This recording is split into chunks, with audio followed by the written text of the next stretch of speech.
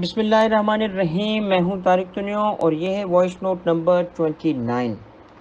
आके अपने सितंबर 2018 और सितंबर 2021 में टेम्पररी रजिस्ट्रेशन पे एक सवाल पूछा है। चूँकि दोनों अटैम्प्ट में वो रिपीट हो रहा है तो एक साथ हम इसको टैकल करेंगे। पहले सितंबर 18 क्वेश्चन कुछ इस तरह था कि क्वेश्चन 6 पार्ट ए का point 1, under the sales tax act 1990 rules made thereunder briefly describe temporary sales tax registration and rights, obligations and responsibilities of person holding temporary registration। 5 number का ये सवाल है। सितंबर 21 में सवाल था क्वेश्चन नंबर 6 का para B, under the sales tax act 1990 rules made thereunder briefly describe temporary sales tax registration, also state the rights and obligations and responsibilities of person holding the temporary registration। तो same question है, repeat हो रहा है। इसका जवाब ये है कि थोड़ा सा इसको पहले समझाऊंगा कि अगर एक मैन्युफैक्चरर बनना चाह रहा है और कैटेगरी उसकी जो है बिजनेस कैटेगरी मैन्युफैक्चरर की है, मगर उसे मशीन इंपोर्ट करनी है, तो नॉर्मली मैन्युफैक्चरिंग के लिए बिजनेस प्रेमिसेस पे मैन्युफैक्चरिंग यूनिट का इंस्टॉल्ड होना ज़रूरी है ताकि उसको वेरीफाई किया जा सके और फिर मैन्युफैक्चरर की कैटेगरी में रजिस्ट्रेशन दी जाती है। मगर चूँकि ये नया बिज़नेस है, इसमें मशीन्स भी अभी इंपोर्ट नहीं हुई, तो ऐसे केस में टेम्पररी रजिस्ट्रेशन का कॉन्सेप्ट अप्लाई करता है। टेम्पररी रजिस्ट्रेशन ये है कि पर्सन को कंप्यूटराइज सिस्टम के थ्रू एक एप्लीकेशन देनी पड़ेगी और एप्लीकेशन के साथ वो कंप्लीट लिस्ट प्रोवाइड करेगा मशीन्स जिसे वो इंपोर्ट करना चाहता है, साथ में बिल ऑफ लेडिंग या गुड्स डिक्लेरेशन भी जमा कराएगा। और जैसे ही उसकी कंप्लीट एप्लीकेशन आ जाएगी तो कंप्यूटर सिस्टम उसे विदिन 72 आवर्स कंप्लीट एप्लीकेशन के विदिन 72 आवर्स उसे रजिस्ट्रेशन नंबर दे दिया जाएगा, रजिस्ट्रेशन कर दी जाएगी। और ये जो रजिस्ट्रेशन है टेम्पररी है क्योंकि ये सिर्फ 60 डेज़ तक के लिए। अब जैसे ही रजिस्ट्रेशन उसको मिल गई, वो इंपोर्ट के लिए प्लांट एंड मशीनरी या जो भी उसने रॉ मटेरियल इंपोर्ट करना है उसके लिए प्रोसेस शुरू कर देगा और फिर एज इंपोर्टर वो उन्हें इंपोर्ट कर सकता है और एज मैन्युफैक्चरर उसे इंपोर्ट कर सकता है।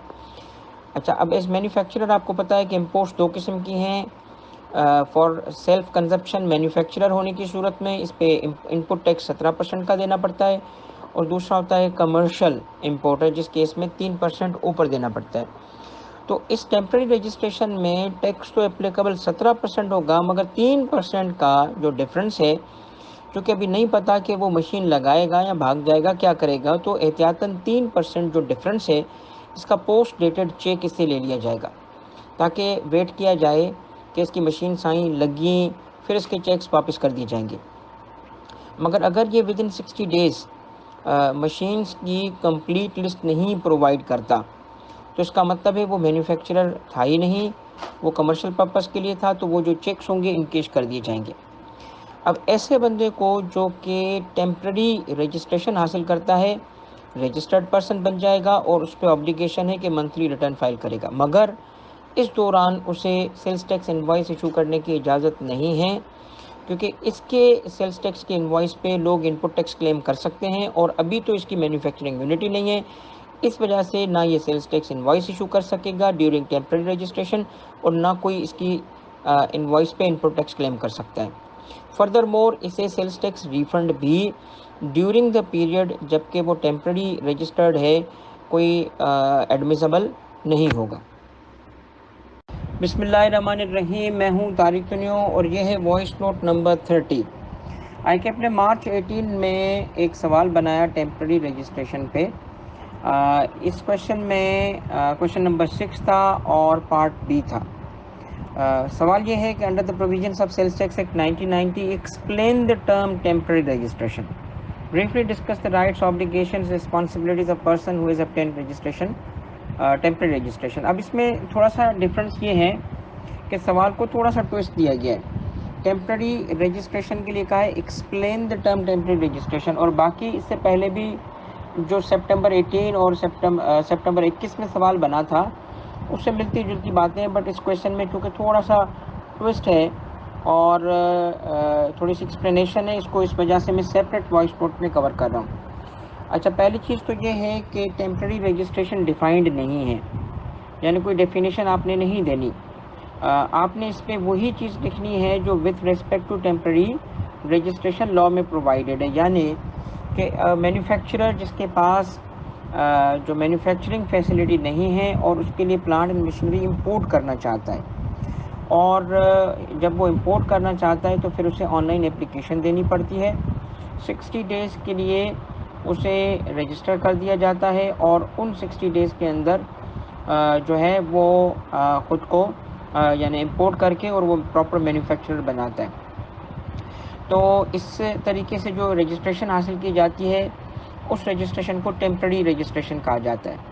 टेम्प्रेरी रजिस्ट्रेशन की एक्सप्लेनेशन क्या हुई कि जी एक पर्सन एप्लीकेशन फाइल करता है फॉर रजिस्ट्रेशन एज मैन्युफैक्चरर, जबकि उसके पास इंस्टॉल्ड मशीनरी नहीं है और उस मशीनरी को वो इंपोर्ट करना चाहता है, और 60 डेज़ के लिए उसे ऑन एप्लीकेशन विथ एप्लीकेशन उसको बिल ऑफ लेडिंग या गुड्स डिक्लेरेशन भी देना पड़ता है, और जैसे एप्लीकेशन कंप्लीट हो जाएगी तो 72 आवर्स में उसे रजिस्ट्रेशन दे दी जाएगी। ये रजिस्ट्रेशन कहलाती है टेम्प्रेरी रजिस्ट्रेशन, ठीक है।